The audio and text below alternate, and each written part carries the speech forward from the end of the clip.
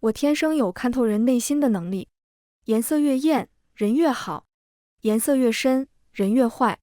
3日前，大将军陆远征战胜归来，父皇要从我与阿姐2人中选择一个嫁给他。我定睛一看，这陆将军的心怎么灰桃的？大家好，欢迎收看皮皮听书。恶人未必坏事做尽，好人也不见得没有邪念，故而人心都是五彩的。唯有这个陆远征陆将军灰的纯粹。父皇不知我心中所想，只大笑着说：“陆爱卿，这2个是朕嫡出的女儿，你此次斩杀匈奴首领有功，朕决定赏赐你一位公主，你看看你喜欢哪一个？”自古以来，背上了公主的无非2种心情，一是喜悦，一生无忧；二是愤懑，仕途受阻。可陆远征毫无波澜，全凭皇上做主。我自幼时便知道作为公主的责任，想万民供养，自也得对万民负责，故而想得开，反正嫁谁不是嫁。与我不同，一旁的阿姐却显得很是紧张。阿姐，你这是……阿姐闻言，转过头来，满脸恳求：“青云，我不能嫁。”没等我反应过来，父皇便已经决定好，如此朕便将大公主清月赐给。等等，我急忙打断父皇的话。见他们都看了过来，我尴尬地挠了挠头。那个，我自幼便仰慕英雄，陆将军更是英雄中的英雄，所以我来行不行？父皇皱了皱眉头，低声训斥我：“你当是菜场卖菜不成？还你来，你咋不上天？”我气得直跺脚。那父皇你问问陆将军同不同意不就行了吗？所有人又都看向陆远征，他面色不改，只回答：“全凭皇上做主。”父皇总是说我没规矩，但心里却是最疼我的。大婚那日，真是给我备了10里红妆。我坐在喜轿里，瞧着一袭红衣的陆远征，身姿挺拔，气宇轩昂，只不过独独缺了分成亲的欣喜。我突然想起之前看的一个话本子，公主棒打鸳鸯强嫁驸马，最后害得驸马与心爱之人双双殉情。难不成这陆远征早已有了心上人？晚上洞房花烛夜，我还是没忍住问了他。他一愣，摇了摇头，其他什么也没说。喝了合卺酒，我俩躺在床上，有些尴尬。出嫁前宫里的嬷嬷给了我小册子，上面的话过于羞人，我只看了一眼便丢了，以至于此时我倒是不知应该如何了。想了想，我牵住了陆远征的手：“将军，从今儿起，咱俩就是夫妻了，要过一辈子，是得互相了解的。今日我先说给你听，改日你再说给我听可好？”陆远征的手一僵，闷声答了一句好。然后我就跟他说起我儿时的趣事。我与阿姐是双生，性格却是天差地别。阿姐娴静，爱读书，诗词歌赋样样精通，而我从小就闲不住，最淘气的时候能把宫里所有的鸟蛋都掏了。父皇知道后，气得把胡子都吹起来了，越说越兴奋，到后来我干脆坐了起来，手舞足蹈。陆远征就一直静静地看着我，也不知是不是我的错觉，他的心好像是闪了一下。便是公主成亲后也是做了儿媳，我提前告诉侍女小桃早早叫我起床，却没想到一睁眼就已经日上3竿。我埋怨道：“说好了早早叫我的，便是在心疼我，也不能这样呀。”小桃手脚麻利地给我梳妆：“殿下这就冤枉奴婢了，可不是奴婢不叫你，是驸马不许呀。驸马说昨晚公主累了，今早睡个懒觉也不妨事。”他语气带着些许调笑。我羞红了脸，佯装生气：“大胆！”小桃也不害怕，连忙说着：“是，奴婢错了，该罚，该罚。”此时练功的陆远征也回来了，我有些不好意思：“对不住了，耽误了请安的时间，我已经准备好了，咱们现在就去吧。”陆远征却没急着走，而是叫身后的小厮摆了早膳。御医说过我的脾胃不大好，是一定要吃早膳的，等吃完我们再去请安。我心中觉得不大对劲，但陆远征已经坐下，我也不好说什么。后来我才知道，陆远征此人身体倍儿棒，吃嘛嘛香，行军时更是饥一顿饱一顿，根本就没有什么脾胃的毛病。我俩吃好了早膳，时辰确实是不太早了。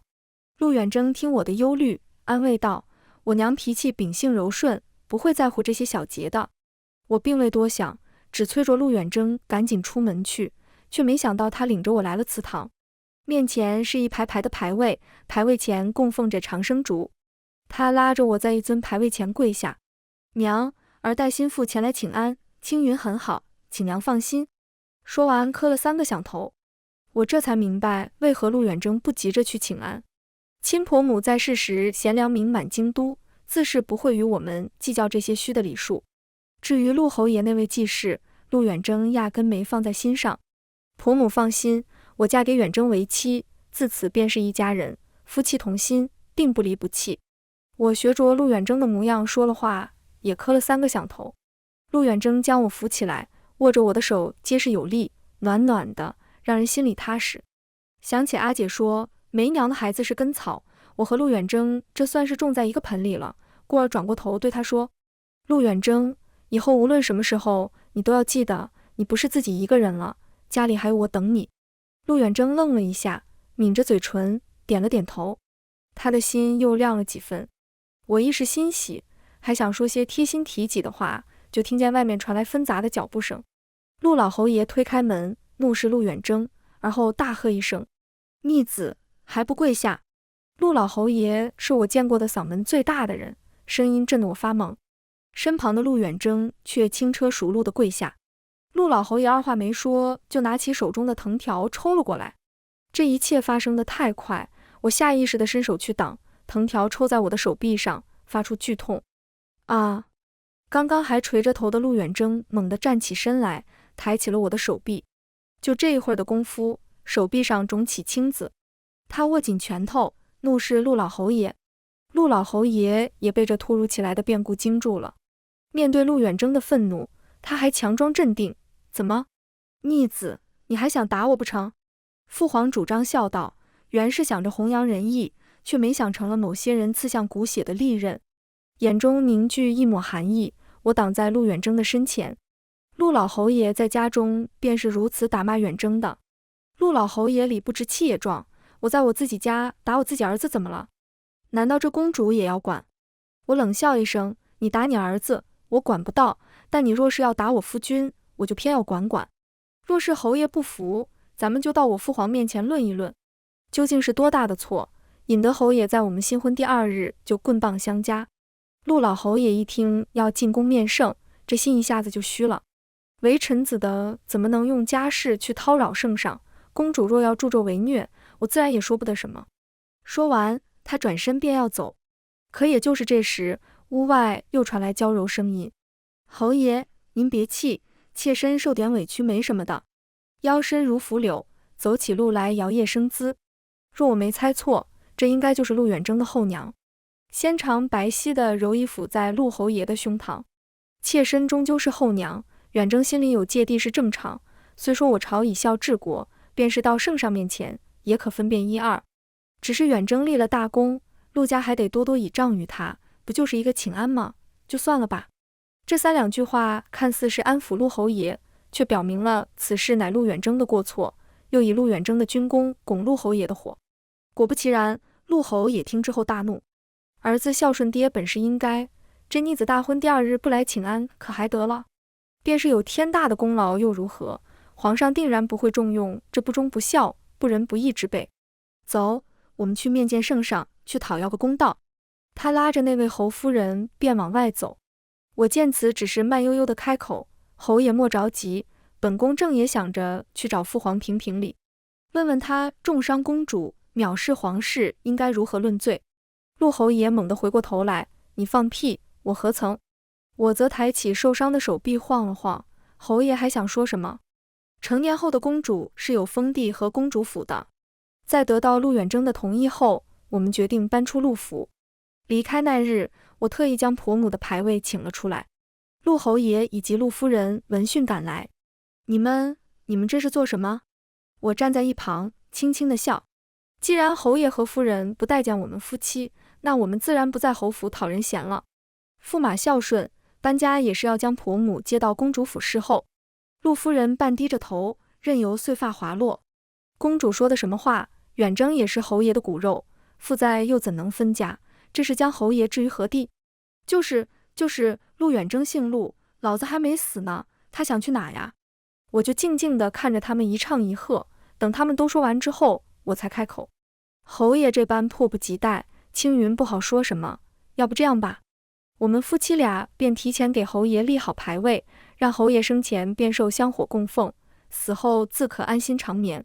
不顾陆侯爷难看的脸色，我转过头又跟陆夫人说：陆夫人，虽说您是继室，但看在您年纪轻轻就伺候侯爷，我和远征也可以为您立一座。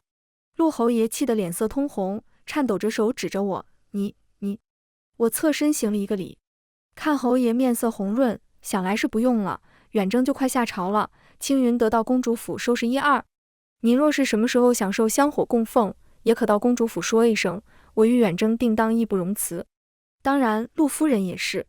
说完，我便指挥着下人把嫁妆和陆远征这些年得来的赏赐都带走了。这些个混账，一个铜子儿都别想留。我刚回公主府，屁股还没坐热，就听门房回报：公主，宫里来人了，说是太后要见您。我皱起了眉头，当年我母亲的死虽说是纯贵妃所害，可那其中未必没有太后的手笔。这些年我们姐妹两个得父皇宠爱，没少招了太后的眼。每次见到我们姐妹两个，那心黑的都能滴出墨汁。站起身，捋了捋衣上的褶皱，既然是太后娘娘的令，自然不敢耽搁，走吧。慈福殿内，阿姐早已经在一旁候着，见我进来，冲我使了个眼色。看来今日是鸿门宴呀。扬起一个得体的笑：青云见过太后，太后安康。太后冷哼一声：皇室有你这样的公主在，哀家怎么会安康？她冷嘲热讽着，却不叫我起身。瞧着今日这店里的工人格外的多，想来她是专门要下我面子的。小腿微酸，太后还沉着个脸，没有叫我起身的打算。既如此，我便自己起身，坐到了一边。小时候，阿姐总要我忍让，可在这宫中若要吃苦，便有吃不完的苦，尤其是对着这个黑了心肝的老太婆。太后见我如此随便，勃然大怒：好啊，你是越发的没规矩，是有谁给你撑腰，叫你如此放肆？我佯装诧异：怎么，青云成婚了，竟是没有人告诉太后娘娘？谁给我撑腰？自然是陆侯爷了。瞧给太后娘娘气的，快快降旨责罚于他。可真是的，陆侯爷怎么就这么大胆，敢给我撑腰呢？我转着手中的帕子，故作天真。身后的宫女没忍住笑出了声，惹得太后怒拍桌案：来人，给我拖下去，狠狠地打这个没有规矩的。一时间下人们没能分清太后是要打我，还是要打那宫女。宫女被吓破了胆，扑通跪在地上：太后娘娘饶命！母后啊，人走茶凉，你走了，叫我们姐妹两个如何在这吃人的后宫中活啊？今日太后娘娘要打我板子，明天不得一杯鸩酒断送性命。母后，青云好苦啊！我扑在太后脚边，挡住了她的视线。阿姐趁机去拉那宫女起身。太后被我吓了一跳，她身边的嬷嬷想要拽我起来，可又顾及我的身份不敢用力，场面一度混乱。皇上驾到！尖锐的声音打断了这场闹剧。父皇快步走了进来，指着我笑骂：你这猴头怎地都淘气到慈福宫了？而后又回头瞧瞧，我就说他不会吃亏的吧。一道身影从父皇的背后走了出来。臣见公主不在家，一时急昏了头，还请陛下恕罪。陆远征身上还穿着朝服，总是一丝不苟的束发微微凌乱。太后一听又不高兴了：你什么意思？难道哀家还会吃了他不成？父皇，你可来了！太后娘娘要赐我鸩酒，就像当年纯贵妃害死娘亲一样啊！父皇，眼看着太后又要搞事情，我赶紧坐起来，转身趴在了父皇的脚边。父皇一听当年之事，脸色瞬间冷了下来。太后自知理亏，连忙解释：哀家没有，哀家只是听说青云在家不是后宫婆，这才叫她进宫训话。她是我皇室血脉，我怎会杀她？父皇，太后娘娘还要打我板子，我小时候就体弱，这两板子下去就没命了。这更是无稽之谈。哀家说的是哪个小宫女？父皇，好啦。父皇无奈叫停，弯腰将我扶了起来。太后慈爱，不过是瞧你淘气吓吓你，别哭了，哭坏了眼睛又要疼了。而后他面向太后，眼中有些许冰霜。前阵子太医报，母后潜心修佛，身上的旧疾也好了许多，以后还是别让这猴头来烦您了。太后生了一肚子的气，但看着父皇此时的模样，也只能忍气吞声。父皇训斥了我几句，便让我和陆远征回家了。出宫的路上，我拽着衣角，有些尴尬。我平日里混不吝惯了，从来也没在乎什么脸面。今日不知怎地，想到陆远征见到我撒泼的模样，脸上就烧得慌。我下朝回府，就听管家告诉我，你被太后娘娘叫走了。他说太后娘娘怕是要发难，我怕你应对不来，这才急匆匆地进了宫。陆远征走在后面解释着，我下意识停住脚步，哪想的陆远征没看路，直接将我撞了出去。身体不受控制地往前扑，好在陆远征及时拉住了我。四目相对之时，我脑子一抽，好巧，好巧。陆远征一愣，我赶紧站了起来。若说刚刚尴尬的像是人有三急，此刻就是那啥到临头了。狠掐一把大腿，我只憋出了一句话：那个啥，我平时不那样。低着头，不敢看他表情。只听一声轻笑，陆远征说：我知道。然后他牵起我的手，那晚公主跟我说了你小时候，今日该我说说我的小时候了。陆远征13岁那年死了娘亲，那个温柔贤良的女人，被夫君的冷漠无情一步一步推入了深渊。1年后，新的陆夫人陈思云进了府。本以为陈思云年少，至少还会维持表面上的体面，却没想到那女人厉害得很，三言两语就说动陆侯爷把14岁的陆远征送进了军队。那时候我读书读得还不错，先生得了信儿还专门找去了侯府，只是那时候我早已经被带走。陆远征拿起酒壶猛灌了一口，望向明月的眼中满是对命运无常的叹息。边疆生活艰苦，虽说京中子弟入军历练，但家中都会打点1、2，只有陆远征不同。别说打点，陈思云有没有买凶杀人都不好说。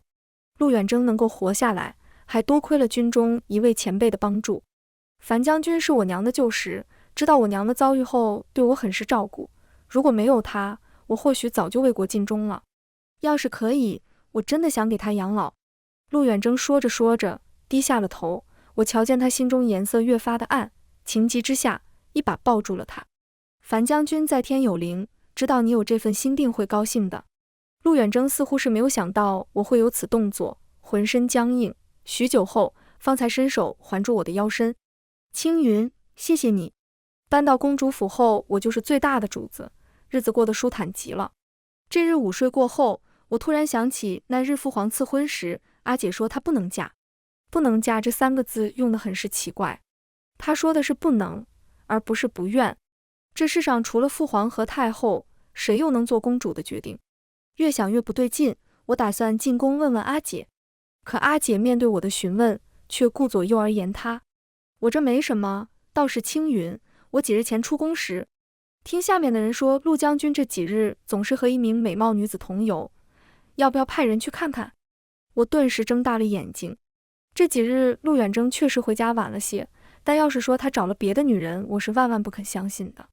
我怀疑地看向阿姐，阿姐，你这太不地道了，不想回答我，就陷远征于不义。阿姐一听就急了，我又哪里是那样的人？秋离亲耳听到的，不信你问她。秋离是阿姐的贴身侍女，闻言冲着我点了点头。我心下一沉，来不及多想，便急匆匆回了府。走之前，我特意叮嘱阿姐，既然不愿意说，我也不多问，只是阿姐，如果有困难，一定要告诉我。转身之际，我瞧见了阿姐眼角一闪而过的泪。啥？师妹？小桃点了点头。陆将军在樊将军临终前认她为师。樊将军只有一个女儿，平日里也是陆将军照顾。顿时我心中警铃大作，这不就是画本子里青梅竹马的苦命鸳鸯？而我就是棒打鸳鸯的恶公主。故事圆上了。我腾的一下站起身，走，带我去看看是何方神圣。京城红长坊中，陆远征站在店门口，不知道在哪里换了一身常服，手里握着剑，眉眼间是难得的放松。女子娇俏，在他面前摇曳生姿，展现自己的新衣。陆远征那颗灰扑扑的心，竟也泛起了粉红色。大骗子，不是说没有心上人吗？太过分了。是啊，公主，成亲不到1年，驸马就在外面养外室。咱们现在就抓了他们，找陛下评理。没等我反应过来，侍女小果先我一步冲了出去。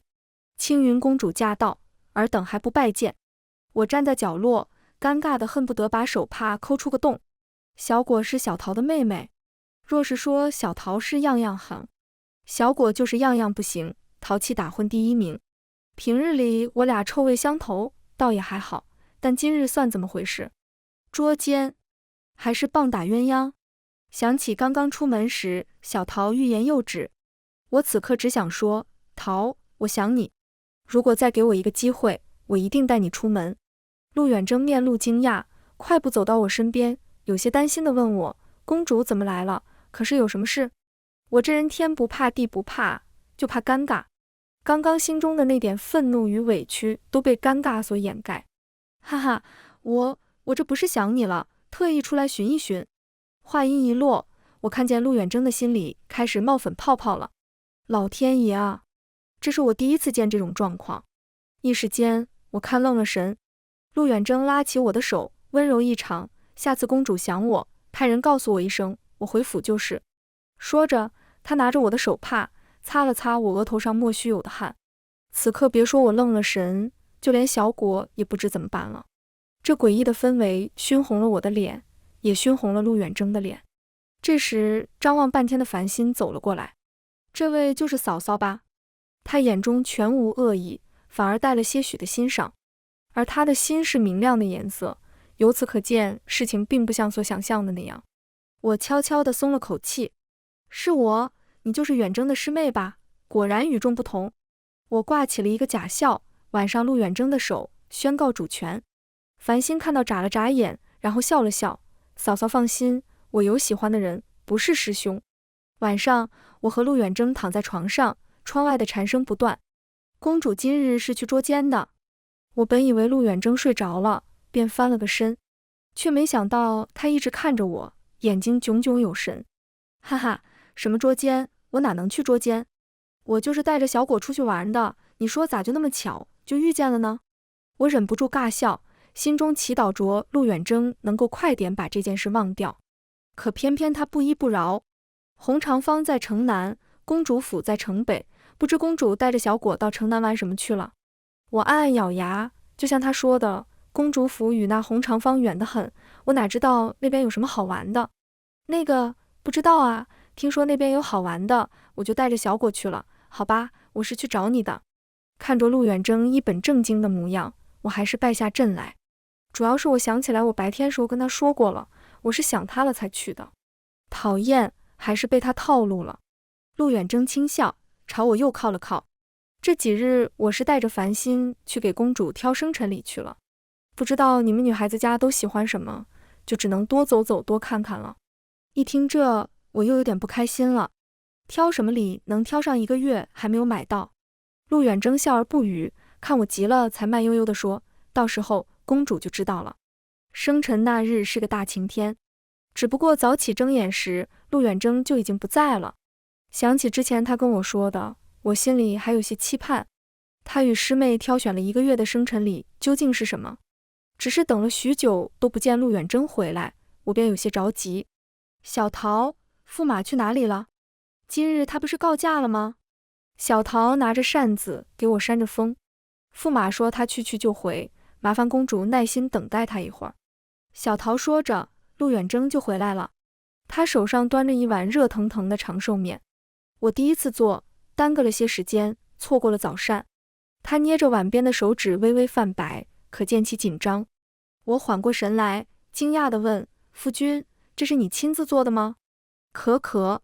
他点了点头。那我必须要尝一尝了。我站起身，把碗接了过来。哎呀，夫君，你怎么知道我今早上没有吃饱呢？我还想着要治厨子的罪呢，现在倒是不用了。你我果真天生一对，心有灵犀一点通。陆远征有些不好意思，连忙打断我，公主尝尝好不好吃？在他期盼的眼神中，我挑了一根，细细品味。好好吃，夫君果然是无所不能。就这几句话，直夸的陆远征冒了个大红脸。其实这面条的口感真的算不上好，有些粗，有些咸，可是最难得的是陆远征对我的这份心。他是个武将，平日里都是舞刀弄枪的，若是叫军中之人知道他给妻子做面条，只怕是会笑话他。等我吃的差不多了，陆远征牵起我的手。这是要去哪？我疑惑地问。陆远征，去看远征给公主准备的生辰礼。京郊庄子里，我被眼前的一切震惊。8月酷暑，正是天气炎热的时候，这庄子里通了一条山泉，连带着整个庭院都凉快起来。陆远征带着我往里面走，屋子里面装饰的更是雅致。公主，这些都是给您准备的。顺着他的话看过去，床上、柜子上都放满了礼物。这都是谁送的？都是远征送给公主的。这是远征给公主过的第一个生辰，以前远征从没有给女子送过礼，所以在挑选的时候，总觉得什么都好，又都觉得不好，便将这些都买了下来。所以那天你带着烦心事。陆远征迟疑了一下，见我看他，他才缓缓开口。我听闻京中的女娘们都喜欢红长方的衣裳，便想着也给公主挑选2件，碰巧被烦心看见，他说我挑的都好丑。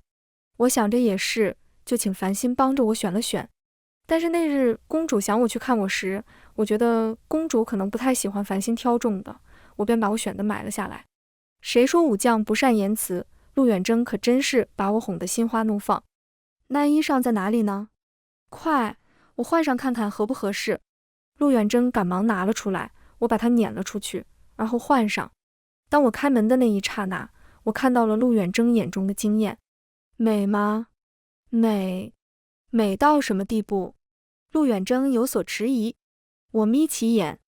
陆远征急着回答，美到想永远守在公主身边，哪也不去。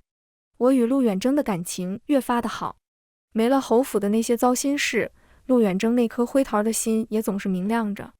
这日我正想着应该给陆远征准备什么样的生辰礼，小桃走了过来。公主，秋离来了。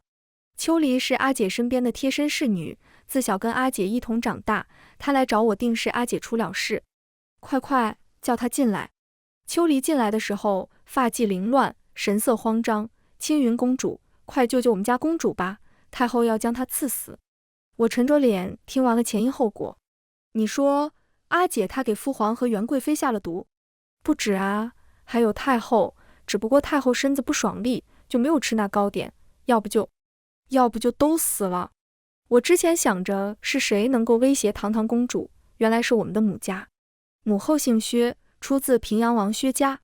薛家当年跟随开国先祖一同打天下，是先祖认定的值得托付之人，故而封了世袭的王位，赏赐了尚方宝剑、免死金牌，给了无上的荣耀。皇祖父给父皇挑选了母后这样一位正妻，正是因为薛家根基深厚，能助父皇稳固朝堂。可利弊总是相对的，薛家身为外戚，掌权过重便会动摇国之根基。父皇对此早有忌惮，故而母后的日子很不好过，一边要忍受夫君的猜忌，一边要压制父兄的野心。因多思多虑，生下我们姐妹之后，母后的身体便不太好了。只是那时的父皇看不到母后的良苦用心，为了制衡薛家，纵容纯妃在宫中为所欲为，最终纯妃自以为洞察了父皇的心思，对母后下了毒。母后到死都以为是父皇对她下了手。父皇明白这一切的时候，一切都尘埃落定。虽然处死了纯妃，将相关人等全部下狱，母后却再也醒不过来了。也就是那个时候，舅舅怀恨在心，总是私下搞些小动作。父皇心中有愧，也总是睁一只眼闭一只眼。后来我和阿姐长大了，舅舅便劝说我俩参与朝堂，争权夺势。他口口声声说是要为母后报仇，但是所做的一切不过都是为了他的狼子野心。所以在他找我的那一刻，我就已经明确地告诉过他，若是他再说这些大逆不道的话，我便将这些都告诉父皇。此话一出，他再也没有找过我。我也曾告诉过阿姐，阿姐明明说她定不会纵容舅舅的，可又怎么会变成这个样子？都是平阳王威胁公主的，他见公主拒绝了他，便一意孤行地做了那些事，更是仗着公主心软，跟公主说，若是公主不帮着他隐瞒，他便要拉着整个薛家一起陪葬。公主害怕连累您，从来不敢多言，便是之前皇上为您和公主赐婚。公主也想到了平阳王会借着婚事利用陆将军，故而做了鱼死网破的打算。秋霜声嘶力竭地哭喊着，我气得浑身发抖。平阳王知道我的脾气，不敢在我面前放肆，却利用了心软的阿姐。我猛地站起身来，走，进宫。小桃却拦住了我，公主，此刻进宫危险。我推开了她，我与阿姐同生，如今便是死都要死在一起。小桃叹了口气，连忙拽着秋离跟上了我。我骑着马一路狂奔，到了宫门口，却发现早已有了重兵把守。请公主下马。禁军统领将我拦了下来。放肆！睁开你的狗眼，看看我是谁！我扬起马鞭，仍要强闯。李统领面色不改，太后懿旨，捉拿青云公主以及驸马。公主，如今陆将军已经被擒，你还要反抗吗？我瞳孔一缩，这才看到被五花大绑的陆远征。你们……李统领走到我的身边，公主，请吧。对不起，是我连累你了。天牢中，我垂着头，不断跟陆远征道歉。其实我知道的，和我成亲以来，不少人都对他冷嘲热讽，说他攀附权贵，可他从未对我提及半分。如今被我连累，下了天牢。要知道，他如今所拥有的一切都是以血汗拼来的，不容易。都怪我，要是没有我，他应该好好的做他的大将军。陆远征默默地脱下了外衫，披在我身上。这里面阴冷，你靠着我暖和些。听他说这话，我再也忍不住了，咬着嘴唇红了眼眶。为什么对我这样好？我连累你至此，你都不怨我，不怪我，还怕我冷？陆远征抬起我的脸，轻轻擦掉我眼角的泪。因为青云对我也很好啊，自从娘死了之后，就再也没有人为我出过头。青云，你不知道，那日你挡在我面前，就像个大英雄一样。我第一次知道，原来被人保护的感觉有那么好。你我之间也不要再说连不连累的了，你不是说过吗？你我是一家人，你能够为了你阿姐豁出命去，我为了你也可以。年少时看话本子，我曾问过阿姐，什么样的情话最打动人？我俩像模像样的说了许久，却只觉得都差些味道。今日在陆远征这里，我知道了答案。陆远征，若是你我能够熬过这一劫，此后你想要什么，我都答应你。我说得很是认真，陆远征却笑了。他捏着我的鼻尖，公主千金之躯，一言九鼎，可不许食言。我们两个在牢里待了3日，每日3餐都有人按时送来，可无论我怎么问，都没有人理我。直到第4日，这个送饭的衙役放下饭后，并没有着急走。外面什么情况啊？公主不要担心，一切尽在掌握。他冷不丁开口，倒是叫我愣住了。尽在谁的掌握？自然是王爷的掌握。他是平阳王的人。心中怒火一下子燃了起来。我一把抓住他的领子，低声怒吼：薛言究竟要干什么？他踩着我们姐妹2个谋大事，是要我们死不成？衙役甩开我的手，公主莫急，王爷说了，等他荣登大宝之时，定不会亏待2位公主的。只不过现在还需要驸马帮一个忙。我警惕地挡住陆远征的身影。他不会帮你们，回去告诉薛言，我们姐妹与他之间是有着生下来断不掉的血脉。但是陆远征跟他没有，让他死了这条心吧。衙役冷笑，是，驸马跟王爷没有血脉关系，但是他的生父也不要他了。他现在孤家寡人一个，没有人会救他的，还不如跟着王爷，也算是有个依靠。什么叫做生父也不要他了？公主和驸马还不知道吧？2日前，陆侯爷赶赴宫中，跟太后说明已经将陆远征逐出陆家家谱，他的功过都跟陆家没有任何关系。我下意识地去看陆远征的脸色，只见他面色如常，好像那混账并不是他的生父。公主和驸马还是好好想想吧，王爷才是真正惦记你们的。衙役离开后，只剩烛火燃烧的声音。我们不要听他的胡言乱语，他故意这样说，就是为了动摇我们的。陆侯爷是陆远征的心病，本就被下了狱，亲生父亲落井下石，我怕陆远征受不了，却没想到陆远征朝我招了招手，而后靠在了我的肩膀上。别怕，我对他早没了期盼，他若是真的能够跟我断得干净，我倒是也了却一桩心事。青云，别将我想的那般脆弱。此后的2日都是那个衙役来送饭，但是眼看着他一次比一次急躁，直到最后一次，他甚至打开了狱门，把虎符交出来，要不你们都别活。他拿着长刀在我们面前比划着。陆远征一句话没说，趁他靠近之际，扬起一旁的稻草，3两下便将那衙役拿下。你忘了，我夫君是大将军。我蹲在那衙役面前嘲笑道。那衙役恶狠狠地看着我，然后咬破了什么。不好，他要自尽。陆远征伸手阻止，但是已经迟了。衙役口吐黑血，中毒而亡。我俩看着大开的狱门，面面相觑。此时不走，更待何时？陆远征拉着我急匆匆地往外面走，可刚走到半路，就被人拦了下来。赵大人。陆远征皱着眉看着眼前这人。这位赵大人是大理寺寺卿，专管天牢。他既然在这里，想必是已经看到了刚才的一切。须，皇上口谕，让公主和驸马在天牢中再坚持一段时间，等逆贼被擒之日，陛下便会将公主与驸马放出。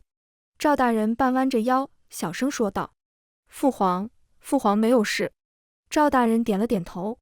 原来这所有的一切都是清月与父皇商议好的，借着下毒引薛岩动手，再将其一网打尽。可是问题出在太后那里，因为皇后的死，皇上跟太后多次争吵。后来太后表面上不再插手前朝后宫的事，但是私下却结党营私，并且许诺袁贵妃，只要她能够给皇上下毒，再栽赃给清月公主，便会立她的儿子为皇。可关键时候，袁贵妃还是胆怯了，将实情告诉了皇上。皇上将计就计，金蝉脱壳，是要将这些心怀鬼胎之人全部浮出水面。如今局势混乱，这天牢反倒是最安全的地方。陆远征一听急了，那皇上正是用人之际，我为武将，应当为皇上分忧，怎么能龟缩在此处？赵大人摇了摇头，你安全与否，并不是皇上所担心的。倒是青云公主，多方势力都在找你和清月公主，只有你们2人安全，皇上才好实施计划。我眼中浮现惊喜之色，阿姐，没事。那秋离之言不过是引诱您进宫的谎言，清月公主早已经离宫。那这天牢足够安全，便让陆远征出去吧。父皇要比我更需要保护。赵大人叹了口气，公主，皇上那日跟臣说要臣保护好你。他说当年他就没有保护好皇后，让皇后死于权力的碾压中。这件事足以让他后悔终生，而这一次他要保护好他们的女儿。天牢里面是安全，但万事都有万一，有驸马保护公主，更能让人安心。公主与驸马放心，一切尽在皇上掌握之中。赵大人说完后，恭恭敬敬地将我们送回牢里。我看着已经断了气的衙役，心里越发没底。